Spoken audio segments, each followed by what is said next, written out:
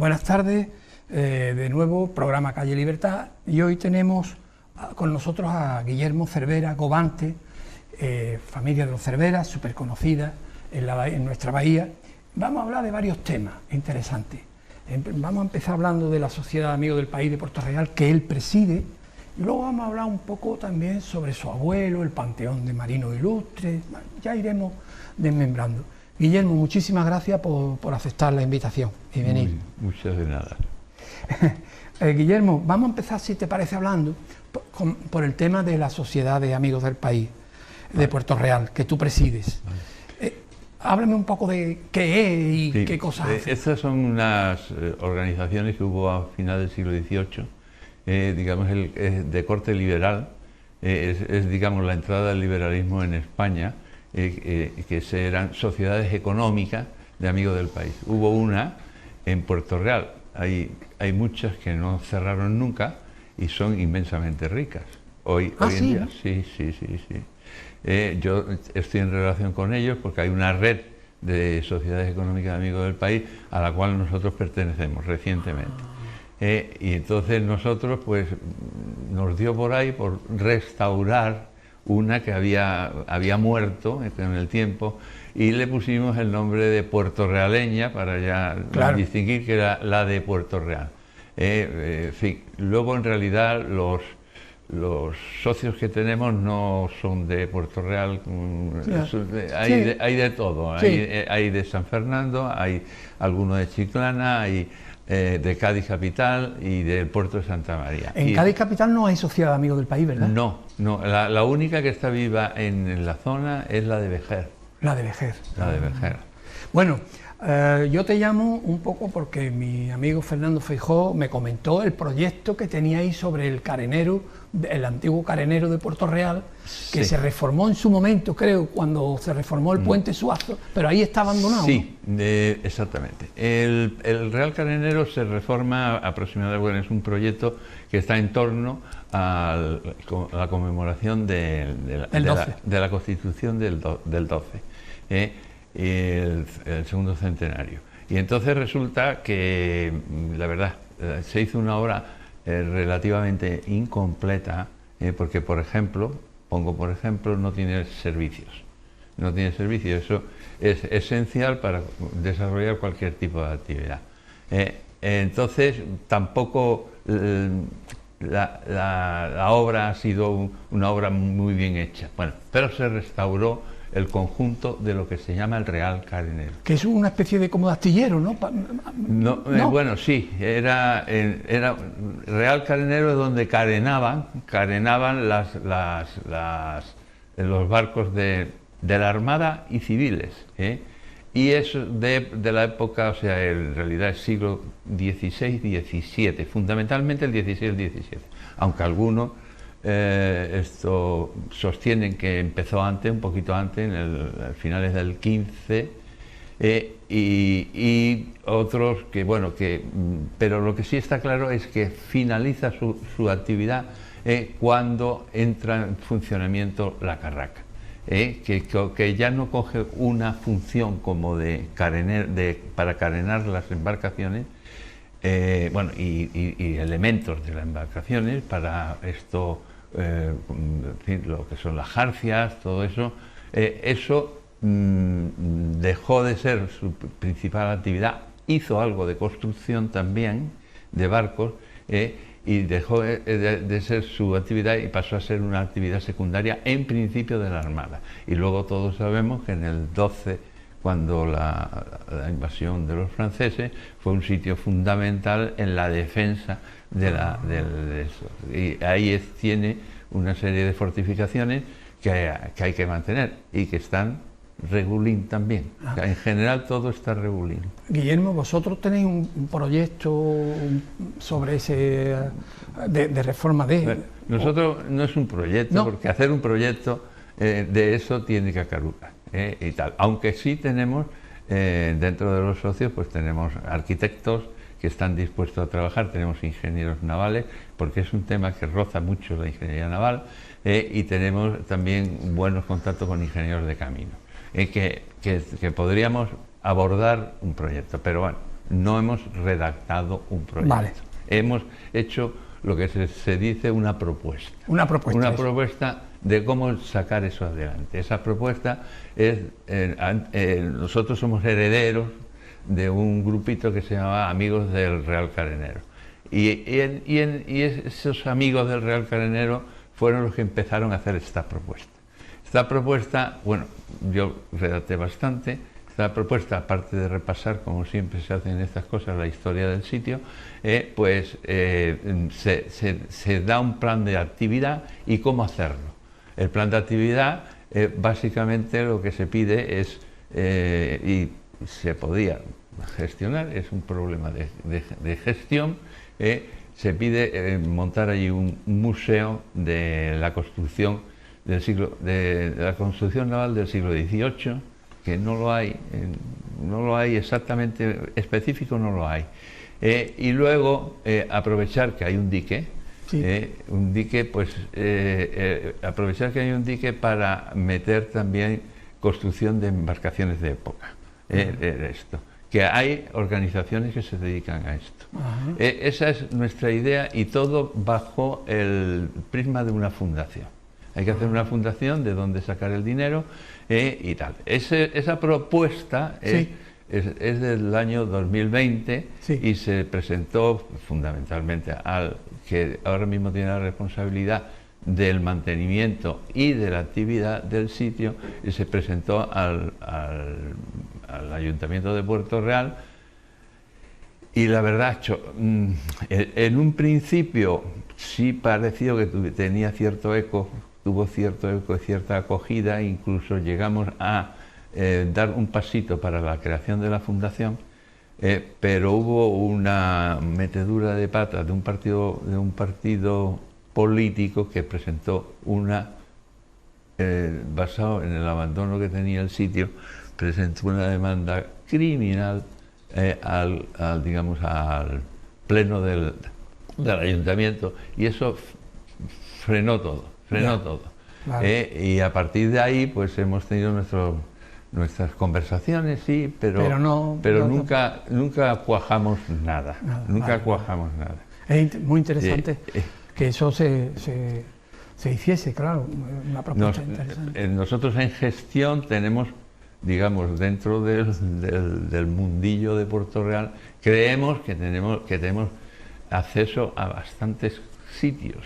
Entre otras cosas, la última cosa que hemos ofrecido es llevar conversaciones, porque la titularidad del sitio es de Fomento. Fomento ya no necesita ese sitio, lo necesitó para hacer autovía, pero ya no lo necesita, con lo cual Fomento, llegado el caso de un cambio de titularidad, esto lo apoyaría. Sí. Esa es la información que tenemos. Vale.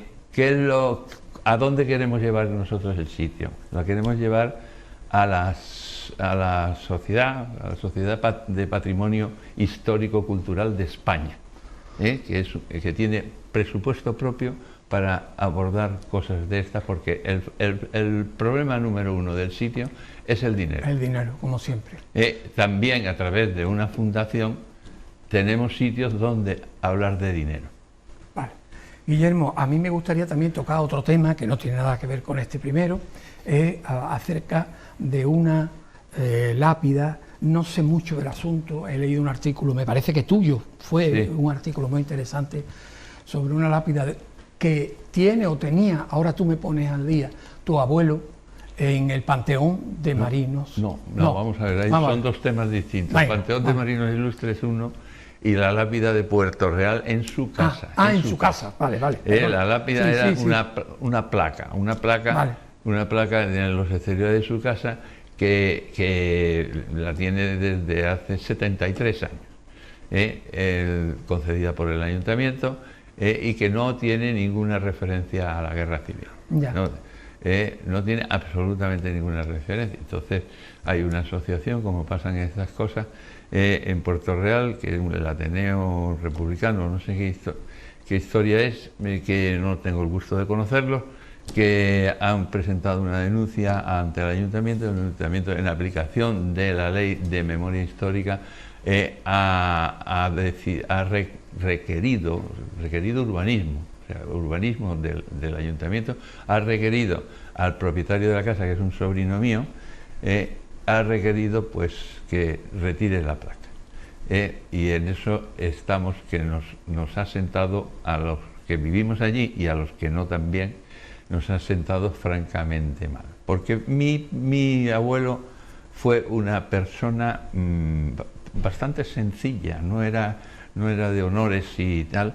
En realidad, bueno, llegó almirante y tuvo un carrerón, porque vamos, tuvo una carrera muy buena, y fue una persona muy prestigiada, pero no fue de títulos, porque en mi casa hay títulos, pero él nunca llegó a ningún título, ni fue él en vida, solo tuvo uno a título póstumo. Y luego fue una persona sencilla y muy entregada a su pueblo, aunque era un pueblo de adopción. Él era nacido en San Fernando, no era nacido en Puerto Real. Fue un pueblo en su pueblo de adopción muy entregadito.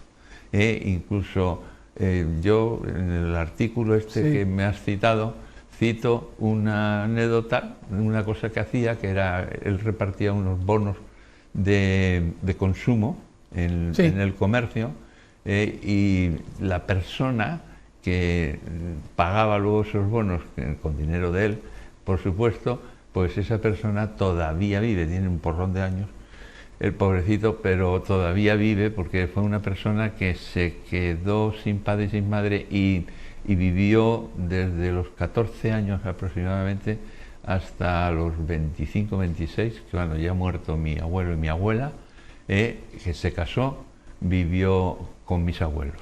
Y entonces esta persona... ¿Tú has podido hablar con él y bueno, y yo te he ha dado hablado referencia? muchísimo con él, era una persona encantadora, ha sido una persona encantadora. Al final le cambiaron el nombre porque, bueno, él trabajaba en el astillero en un trabajo que todos se llamaban igual. Y entonces el encargado le cambió el nombre a todo el mundo. Para distinguirlo. Para distinguirlo. Los rebautizó. Y él hablaba maravillas de tu abuelo, claro. Hablaba maravilla de mi abuelo, se lo conocía mejor que nadie, porque como, claro, lo vivió en una época que se te quedan las cosas. Claro. Es la juventud, el final de la infancia y el principio de la juventud. Estuvo con él primero. Mi abuelo murió antes que mi abuela, y luego con mi abuela. Y luego una cosa curiosa, estos eran 5 hermanos, los 2 mayores no tenían estudios, y entonces él, concretamente a este, le dio los estudios, las enseñanzas se la hicieron mis abuelos le dieron clase. Pero en fin, este es un detalle de que, simplemente que lo pongo en el artículo, claro, de que fue fundamentalmente una buena persona, hizo cosas muy interesantes por Puerto Real. Pues también estuvo intentando recuperar la carraca, que como todo el mundo sabe era del término municipal de Puerto Real, lo intentó, no le salió bien. Luego esto fue una persona que llevó el Colegio de los Salesianos, que lo trajo a Puerto Real, en fin, y colaboraron y tal. Guillermo, y el 18 de julio creo que está bien, perdóname porque me lo he leído rápido, estaba en una misa o en la boda sí, el 18 de julio, o sea, él no está en el lanzamiento, pero es que además hay un error generalizado en todos los analistas o historiadores de la izquierda, es que pensar que el lanzamiento, la Armada no estuvo, en general, la Armada no estuvo, y se sabe. Hubo algunos de la Armada que luego estuvieron en sitios concretos dentro de lo que es la acción inicial del lanzamiento. En el lanzamiento, mi abuelo no estaba casando en la iglesia San Sebastián a una hija suya, ¿Qué es lo que ocurrió en la boda? Al final de la boda hubo un incendio en la iglesia de San Sebastián, que lo sabe todo el mundo, y curiosamente hay muy poca documentación. Es curioso. Del incendio. Hay muy poca, pero ¿Lo sabe todo el mundo? Todo el mundo lo sabe. Creo que hay algo de documentación, algo en el obispado, pero curiosamente en la iglesia de San Sebastián no hay. Y hay muy poquito de esto. Y ese incendio les cogió a ellos. De hecho, bueno, siempre en mi casa se habló de que habían, en mi casa y fuera de mi casa, se habló de que recogieron la Sagrada Forma, recogieron algunas imágenes y toda esa historia. Y luego hubo un ataque a la casa de él, ese mismo día, por la noche. Pero claro, el ataque tenía mucha defensa. Él salió a la calle, por lo que sé, salió a la calle y tuvo defensa tanto desde la casa, que había gente, como los vecinos. De los vecinos. Los vecinos, y lo explico en el artículo, sí. El que sale en su defensa es el que repartía el agua del aljibe a todo el mundo, porque estaban sin suministro de agua, y entonces él contribuía a sus vecinos aportándole agua. En fin, era una persona en general, lo que pasa es que era un hombre de valía, y cuando otra cosa que se dice en el requerimiento es que él se adhiere en Cádiz al alzamiento, eso tampoco es cierto. O sea, él va a Cádiz a decir, oye, que me han querido zurrar, a ver quién me puede defender. Eso es lo que va a Cádiz. Pero cuando no sé, él durante todo un tiempo que estuvo sin ningún tipo de función sobre nada, o sea, referida al lanzamiento, hasta el 14 de octubre. O sea, 4 meses después. 4 meses después. Es cuando él se adhiere y ya se va a Salamanca, y de hecho no está en Puerto Real ya durante toda la Guerra Civil. Y luego otra cosa muy importante es que, terminada la Guerra Civil, presentó su dimisión y se fue a su casa, como le dijo a Franco, a cuidar su gallina y a preparar su alma para entregársela a Dios. Y así sucedió. Sucedió. Eso es lo que pasó. Y además eso está recogido en memoria, está recogido más o menos en la hoja de servicios, las cosas que son de recoger en la hoja de servicio, y luego hay documentación que yo le he propuesto al Ayuntamiento de Documento. En el viso del Marqués están todos los documentos de la Guerra Civil, de las armadas de la República y del Nacional. Guillermo, vamos a pasar ahora, si te parece, al otro asunto, que es el tema del Panteón de los Marinos Ilustres. Sí, es lo mismo, de la misma persona. Bueno, es otra asociación, esta vez de San Fernando, que presentó una denuncia, y a esa denuncia... ¿También por lo de la memoria? Memoria, sí. ¿Pero porque él tiene allí...? No, con una petición de sumación. Sumación de los restos. Sí, un número. Bien. ¿Eso qué ha pasado? Bueno, ¿qué ha pasado más o menos? El sumar se sumó a la petición en el Congreso de los Diputados, y curiosamente me parece que fue el 14 de septiembre o 18 de septiembre, pues en una votación en la Comisión de Defensa del Congreso de Diputados, pues fue tumbada su propuesta.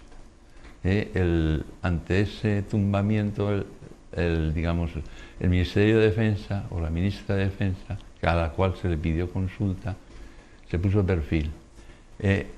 Nosotros habíamos pedido la sumación, o sea, una vez que nos la pidieron a nosotros dijimos que sí, que la tendríamos que hacer, pero hemos pedido un aplazamiento.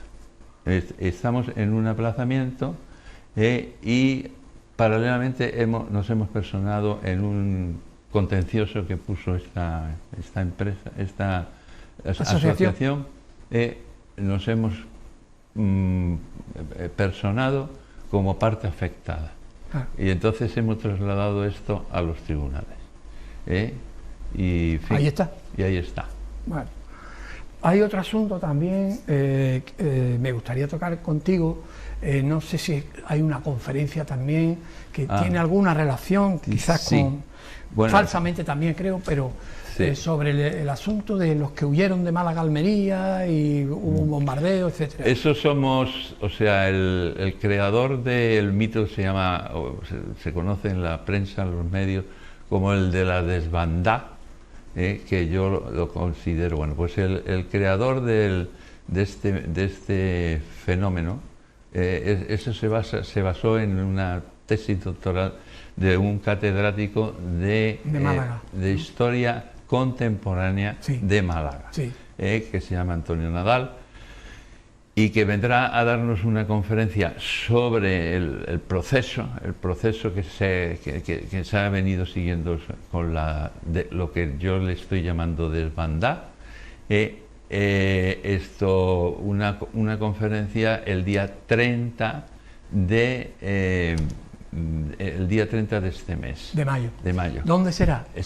Nosotros nuestra actividad la desarrollamos prácticamente casi entera, salvo cosas muy específicas, en el Golf Villanueva Golf and Croquet, que es del barrio Jarana, Puerto Real, al cual apoyamos con toda nuestra fuerza porque creemos que es un factor importante en el desarrollo tanto económico como social de Puerto Real. Es una actividad muy, muy bonita. Yo no juego al golf porque tengo otros deportes y no tengo tiempo para hacer el golf. Tú eres nadador, ¿no, Guillermo? Soy nadador y regatista. Ah, y regatista. He sido regatista. Sí.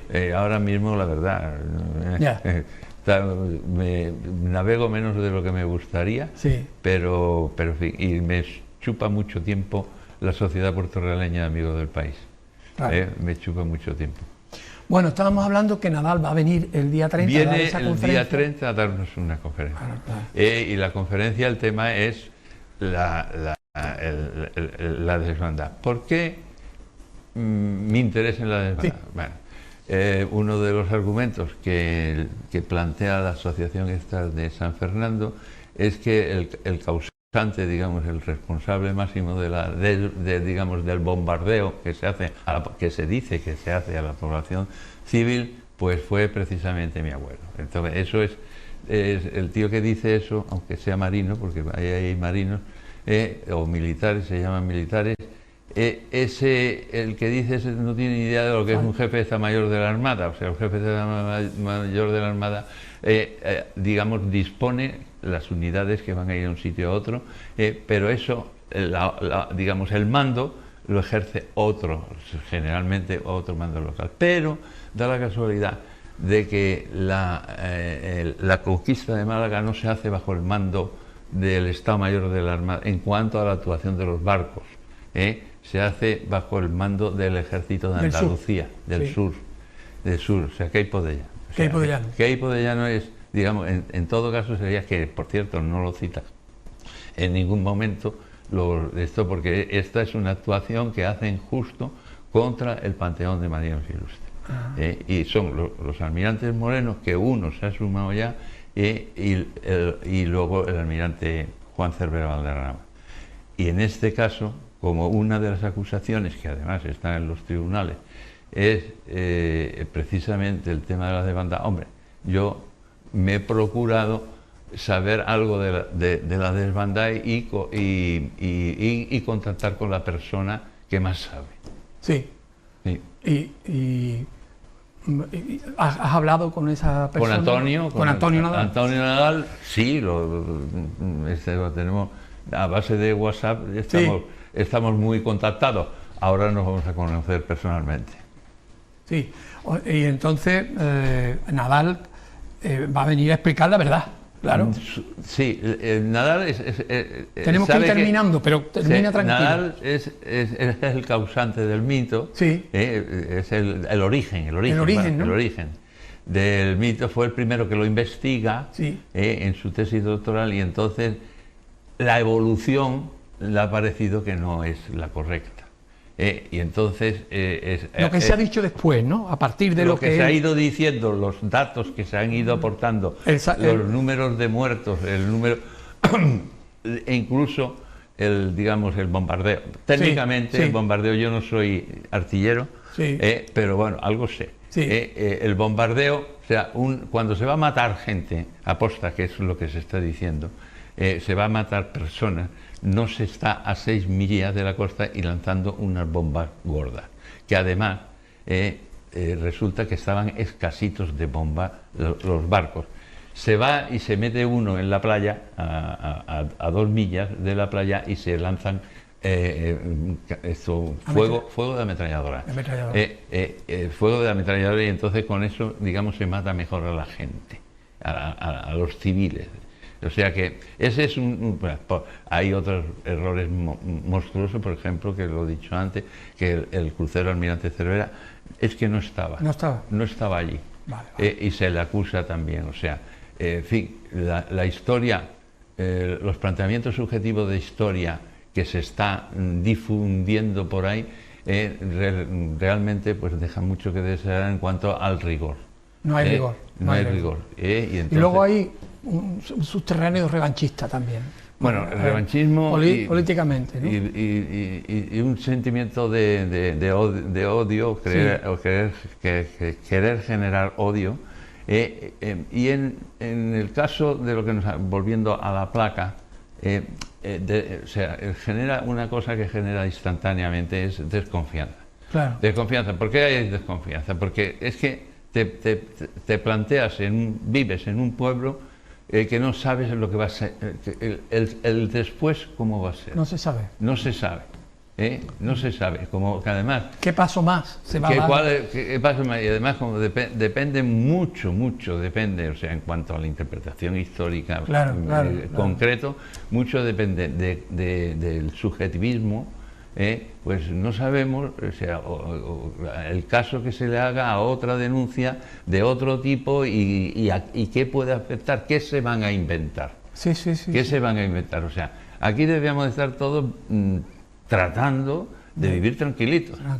Tranquilitos. Bueno, hubo una transición, ¿no? Y hubo un abrazo. Hubo un abrazo. ¿Y ahora a qué viene todo esto? En el artículo lo digo, que tuvimos una oportunidad de oro. Guillermo, me dice que tenemos que terminar, pero en fin, esta reflexión final nos dimos el abrazo todo el mundo en la transición, vamos a respetar eso, ¿no? Porque, no vamos a seguir. Y a nuestros descendientes, por favor, vamos a dejarlo. Vamos a dejarlo tranquilo. Bueno, Guillermo, ha sido un verdadero placer tenerte y muchísimas gracias. Vale. Y a ustedes, pues muchísimas gracias por estar ahí y hasta el próximo programa. Muy bien.